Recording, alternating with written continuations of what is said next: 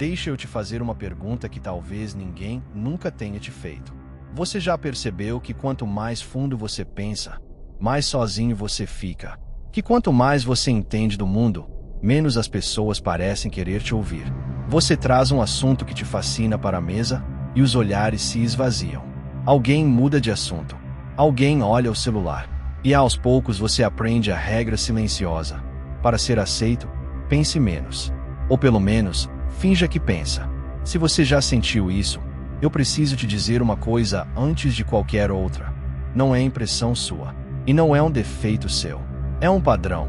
Um dos padrões mais antigos e mais bem documentados da história humana.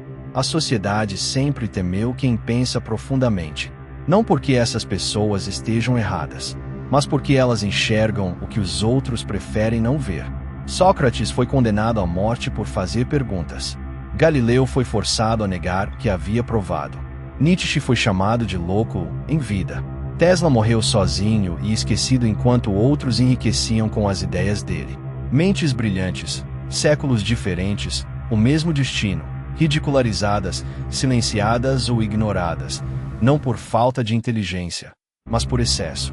E houve um filósofo que encarou esse padrão de frente, sem anestesia. Arthur Schopenhauer, talvez o pensador mais brutalmente honesto que já existiu, chegou a uma conclusão desconfortável.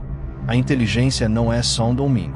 É também uma maldição, que isola exatamente quem enxerga o mundo com clareza demais. Nos próximos minutos, você vai entender por que isso acontece, o que a ciência moderna descobriu sobre esse mecanismo. Mais importante, o que Schopenhauer ensinou sobre como carregar esse peso sem ser esmagado por ele. E eu te adianto, a resposta não está na sociedade. Está na estrutura mais profunda da psicologia humana. Começa com um detalhe curioso que os psicólogos chamam de efeito espelho. Presta atenção nesta comparação, porque ela explica quase tudo. Quando você fica ao lado de alguém fisicamente forte, você não se sente fraco. Você admira. Quando você conhece alguém muito rico, pode até sentir inveja, mas não se sente pessoalmente atacado. A força é externa. O dinheiro é externo. Agora, quando você encontra alguém que pensa mais fundo do que você, algo estranho acontece. Um desconforto que não tem nome. Uma vontade sutil de diminuir, de ironizar, de encontrar um defeito qualquer naquela pessoa. Por quê? Porque a inteligência não é externa. Ela mexe com a única coisa que as pessoas não podem admitir que falta nelas: a identidade. Nós nos definimos pelas nossas ideias, pelas nossas opiniões, pela nossa visão de mundo. É o material de que o ego é feito. A força do outro não ameaça isso. A riqueza do outro não ameaça isso. Mas a profundidade do outro, essa ameaça. Porque diante dela, a pessoa é obrigada a considerar, nem que seja por um segundo, que a própria visão de mundo talvez seja rasa. E esse segundo é insuportável. E aqui vem a parte mais injusta desse mecanismo. Você nem precisa fazer nada. O pensador profundo não ataca ninguém. Ele não corrige, não debocha, não compete. A simples presença dele já funciona como um espelho, refletindo de volta, sem querer, as limitações de quem está ao redor. As pessoas não perdoam facilmente um espelho. Elas não conseguem quebrar a própria imagem. Então quebram o portador dela. Excluem, ironizam, rotulam. Arrogante, esquisito, complicado demais. Vive no mundo da lua. Repare que nenhum desses rótulos discute as ideias. Todos atacam a pessoa. Porque não é um debate intelectual. É uma defesa emocional. Quer ver esse mecanismo funcionando na sua própria vida? Lembra da última vez que você tentou levar uma ideia complexa para uma conversa casual? Uma reflexão de verdade. Algo que você passou dias ruminando. O que aconteceu? Silencio constrangedor. Olheiros vazios. Alguém soltou uma piada para aliviar. E a conversa voltou correndo para o seguro. Futebol, fofoca, o tempo. Você saiu de lá se sentindo estranho. Como se tivesse cometido uma gafe. Não tinha. Você só apertou, sem querer, o botão de defesa de todo mundo ao mesmo tempo. E tem um agravante que explica muito do mundo em que a gente vive. Socialmente, A confiança vale mais do que a inteligência. Muito mais. O palco não pertence a quem entende, pertence a quem simplifica. O político que grita uma resposta fácil para um problema difícil. O guru que vende certeza em 3 passos. O influencer que resume a vida em frases de efeito. Eles prosperam porque dizem exatamente o que as pessoas querem ouvir, com uma segurança que hipnotiza. Enquanto isso, quem enxerga a complexidade real das coisas fala com nuance, com depende, com por outro lado, e nuance não lota auditório. A multidão confunde certeza com competência. E quem tem profundidade raramente tem certeza absoluta, porque sabe demais para se enganar assim. O resultado é um paradoxo cruel. Quanto mais alguém se aproxima da verdade, mais se afasta da maioria. Não por escolha. Por consequência, cada camada de lucidez é uma camada de distância. E chega um ponto em que a pessoa olha ao redor e percebe que está falando uma língua que quase ninguém fala, cercada de gente, e completamente só. E talvez o mais cruel seja isto: ninguém te avisa. Não existe aula sobre o preço de enxergar. Você cresce ouvindo que estudar é bom, que pensar é virtude, que a verdade liberta. E aí descobre, na prática, que a verdade também cobra pedágio. Que existe um limite invisível de profundidade tolerada em cada ambiente e que ultrapassá-lo tem consequências sociais reais. Ninguém te entrega um manual. Você aprende levando as pancadas e achando, por anos, que o problema era você. Se essa descrição doeu em você, fica comigo, porque até aqui eu só te mostrei o sintoma. Nos próximos minutos, a gente vai abrir o mecanismo por dentro. O que acontece no cérebro humano, literalmente, em qual estrutura neurológica, quando alguém se sente intelectualmente inferior. A ciência mediu isso.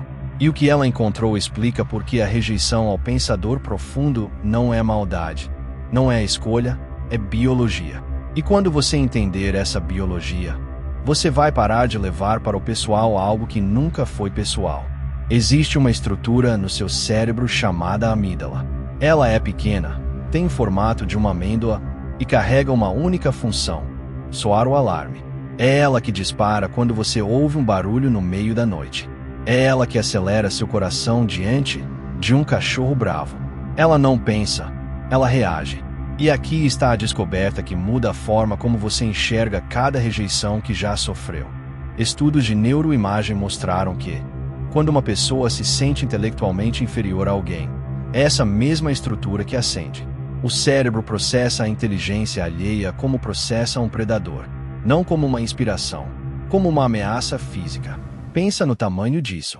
Quando alguém te rejeita por você pensar demais, o cérebro dessa pessoa não está avaliando suas ideias. Está fugindo de um perigo. E se você recuar alguns milhares de anos, entende perfeitamente por quê. Durante quase toda a história da nossa espécie, sobreviver não dependia de ser o mais inteligente da tribo. Dependia de ser aceito por ela. Sozinho na savana, o humano mais brilhante do mundo durava dias. Expulso do grupo, a morte era questão de tempo. Então a evolução gravou uma prioridade no fundo do nosso sistema. Pertencer vem antes de pensar. Nós somos descendentes dos que se conformaram, não dos que questionaram alto demais. O cérebro humano foi programado para o grupo, e quem pensa profundamente perturba o equilíbrio do grupo sem nem abrir a boca. E a ciência foi além. Pesquisadores de Stanford descobriram um detalhe fascinante. Essa reação de ameaça é contextual. Numa conversa a sós, uma pessoa consegue admirar a inteligência da outra. O alarme fica quieto. Mas coloque as mesmas 2 pessoas num grupo e tudo muda. Com plateia, o status social entra em jogo. Ser ofuscado diante dos outros vira um risco de posição na hierarquia. E aí o cérebro tribal ataca. Interrompe, ironiza, desqualifica, exclui. Você já deve ter vivido isso, sem entender. Aquele colega que conversa de igual para igual com você no corredor e te diminui na reunião. Não é incoerência.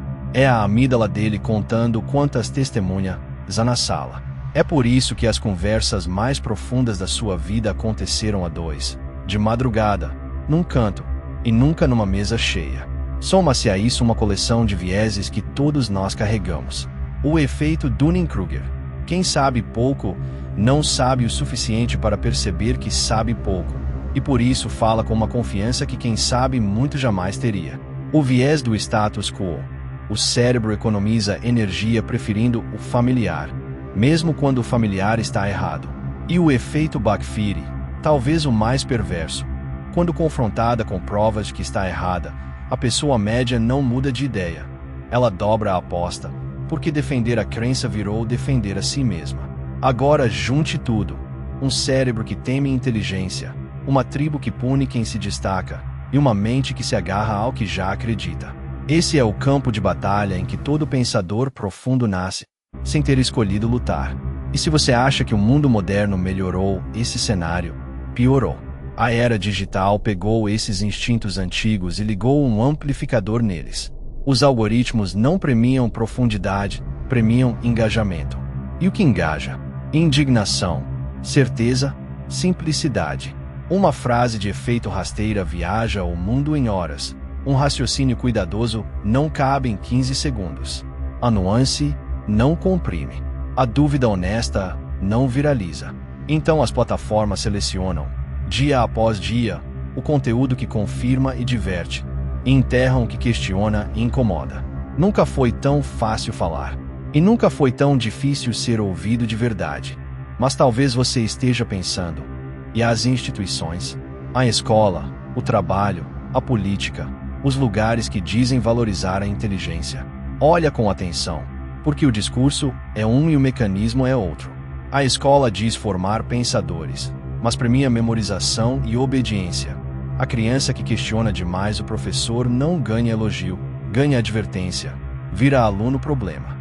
A empresa diz buscar inovação, mas contrata por encaixe cultural, que, traduzido, significa pense parecido com a gente. Quem aponta a falha no plano do chefe aprende rápido o preço da lucidez. E a política? A política é um mercado onde a verdade menos vende. Vence quem oferece a mentira mais confortável, dita com a maior convicção.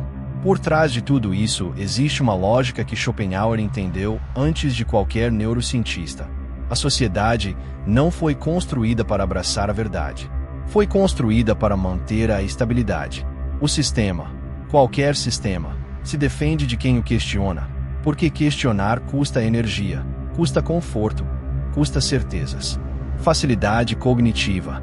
O cérebro prefere o simples. Justificação do sistema.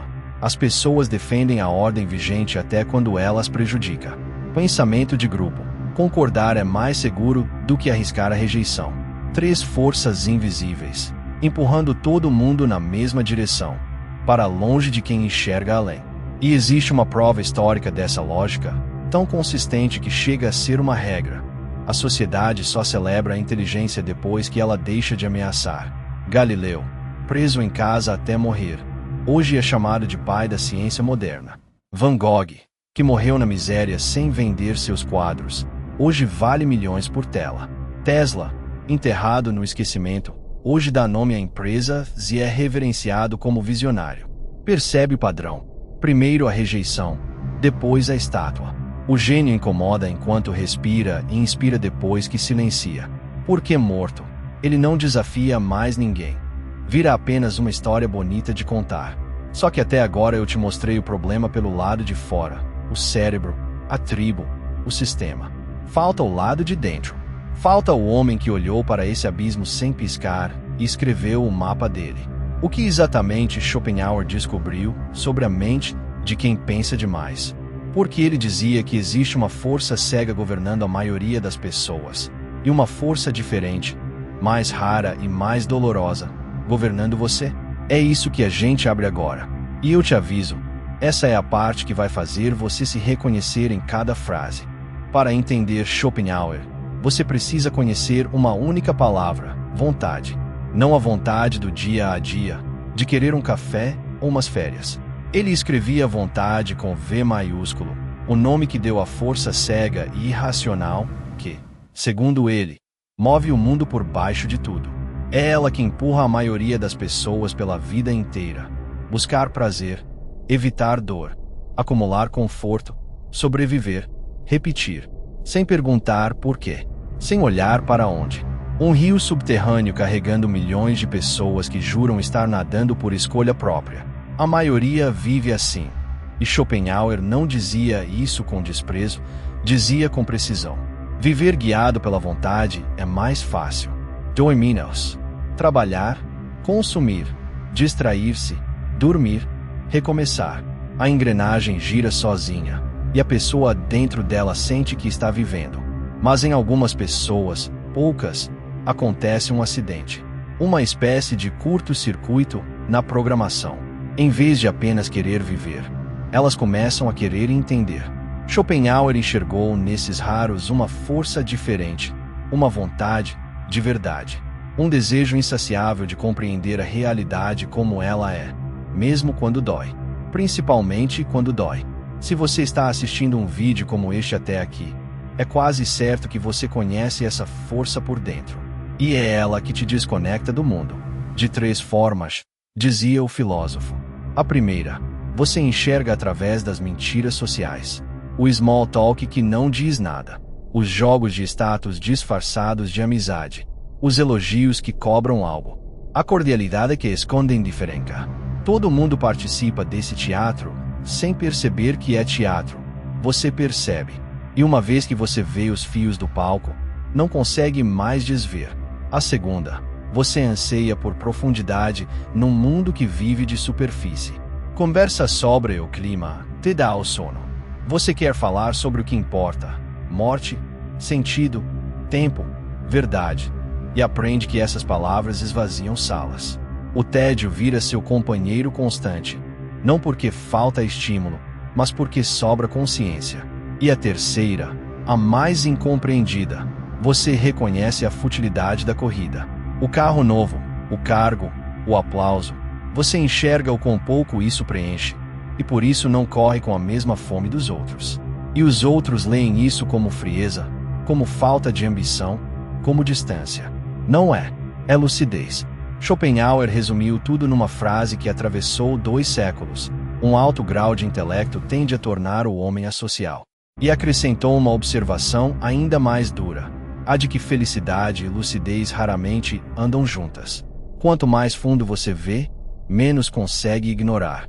E a capacidade de ignorar, convenhamos, é o ingrediente secreto de boa parte da felicidade cotidiana.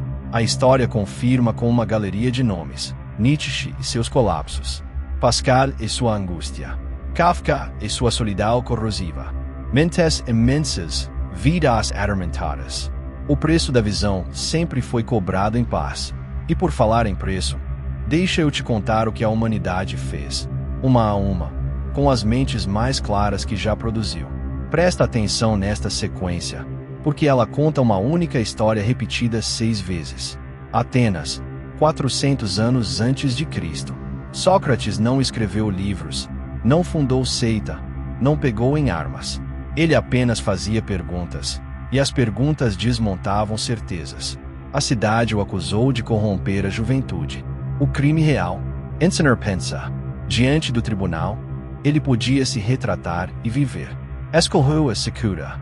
Bebeu o veneno afirmando que uma vida sem exame não vale a pena ser vivida. 2000 anos depois, Galileu aponta um telescópio para o céu e vê o que ninguém queria ver. A Terra não é o centro de nada. A Igreja lhe dá uma escolha: negar a própria descoberta ou enfrentar a tortura. Ele nega, de joelhos, e passa o resto da vida preso em casa. Dizem que ao se levantar murmurou, e no entanto, ela se move. A verdade continuou girando, indiferente ao decreto. Século XIX. Nietzsche escreve sozinho, em pensões baratas, livros que quase ninguém lê. Radical demais, dizem. Louco, dizem depois. Ele morre sem saber que suas ideias iriam remodelar a psicologia, a literatura e a filosofia do século seguinte. A mesma sociedade que o ignorou, vivo o cita hoje em posteres. Nikola Tesla imaginou energia atravessando o ar, disponível para todos. Mas energia de graça não dá lucro, e os homens que vendiam eletricidade enterraram a ideia e o homem. Tesla morreu sozinho, sem dinheiro, num quarto de hotel, alimentando pombos. As ideias dele hoje valem impérios, impérios que pertencem a outros. Alan Turing quebrou o código nazista e encurtou uma guerra mundial, salvando milhões de vidas. Fundou, no caminho, a ciência da computação, a base da máquina em que você me ouve agora. A recompensa da sociedade, condenação por ser quem era, castração química, humilhação. Ele morreu aos 41 anos. O pedido oficial de desculpas chegou meio século tarde demais. E antes de todos eles, Hipátia de Alexandria, filósofa, matemática, astrônoma num mundo que não admitia mulheres pensando. Ensinava lógica numa época de fanatismo. Uma multidão enfurecida a arrastou pelas ruas e a assassinou. O farol de Alexandria apagou de vergonha. 6 nomes, 6 séculos diferentes. Um único padrão. Enxergaram a frente do tempo, foram punidos pelo tempo em que viveram, e viraram fundação do mundo que veio depois. A sociedade não temia essas pessoas. Temia o que elas carregavam, a mudança. E pune o portador para adiar a encomenda. Agora a pergunta que realmente importa, a que Schopenhauer respondeu melhor do que ninguém. Se pensar profundamente cobra esse preço, o que fazer? Se esconder? Se calar? Fingir ser raso para caber? Não. Existe um caminho entre o martírio e a rendição. E é exatamente esse mapa, prático, direto, testado pelo próprio filósofo, que eu vou te entregar agora. A primeira lição do mapa de Schopenhauer vai contra tudo o que te ensinaram. Pare de fugir da solidão. Abrace-a, não como castigo, como privilégio. Ele dizia que a solidão é o destino de todos os espíritos de exceção, e que lamentá-la é tão inútil quanto lamentar a própria altura. A multidão precisa de barulho porque teme o que ouviria no silêncio. Você não. Para quem pensa fundo, a solidão não é uma cela, é um ateliê. Foi na solidão que Schopenhauer escreveu sua obra. Foi na solidão que Newton viu a física, que Beethoven compôs surdo, que cada ideia que sustenta o mundo moderno foi gestada. A pergunta não é como escapar de ficar sozinho. É o que você vai construir com as horas que a solidão te devolve. Enquanto os outros gastam a vida em conversas que não dizem nada, você tem tempo, o único recurso que ninguém recupera. USA. A segunda lição: você não precisa da multidão, precisa dos raros. Schopenhauer era pessimista com a massa, mas não com os indivíduos. Espalhados pelo mundo, existem outros como você, pensando as mesmas perguntas, sentindo o mesmo deslocamento, procurando as mesmas respostas. O erro é buscar profundidade onde ela não mora. Esperar que o colega de trabalho discuta filosofia, que a mesa de bar debata o sentido da vida. Não vão. Está tudo bem. Procure seus semelhantes onde eles estão. Nos livros. Antes de tudo, um livro é uma conversa com uma mente que talvez tenha morrido há séculos e ainda assim te entende melhor que seus vizinhos. Nos espaços certos, círculos de estudo, comunidades de ideias, cantos da internet onde a nuance ainda respira. Você não precisa de 100 amigos. 2 ou 3 pessoas com quem pensar em voz alta. Isso é riqueza que a maioria nunca conhecerá. A terceira lição é a mais sutil, e é a que separa o sábio do mártir. Engaje com sabedoria. Ter visão não te obriga a distribuí-la de porta em porta. Schopenhauer aprendeu, a duras penas, que jogar verdades profundas em ouvidos despreparados não ilumina ninguém. Só acende a amígdala alheia e te transforma em alvo.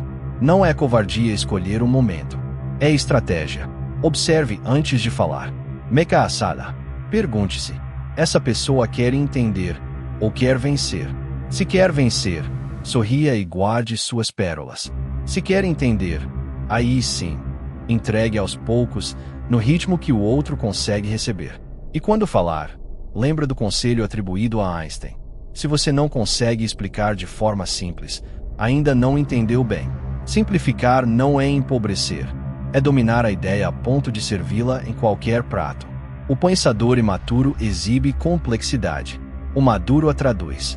E existe uma quarta lição, que Schopenhauer não escreveu em nenhum livro, mas viveu na própria pele.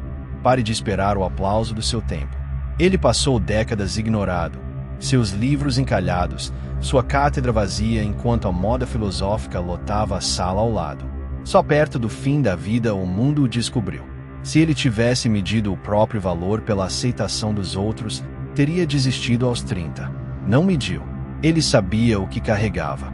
O talento, dizia ele, acerta um alvo que ninguém mais consegue acertar. O gênio acerta um alvo que ninguém mais consegue ver. E quem atira no que ninguém vê, precisa aceitar atirar sozinho, cercado de gente perguntando por que você está apontando para o nada. Então deixe eu terminar olhando para você. Sim, você, que chegou até aqui num vídeo sobre Schopenhauer enquanto o mundo rola feeds infinitos. Aquela sensação que te trouxe até este canal. A de ser estrangeiro nas próprias conversas, de rir das piadas por educação, de guardar seus melhores pensamentos porque ninguém por perto tem onde recebê-los. Ela não é prova de que existe algo errado com você. É prova de que existe algo raro em você. Você não está quebrado.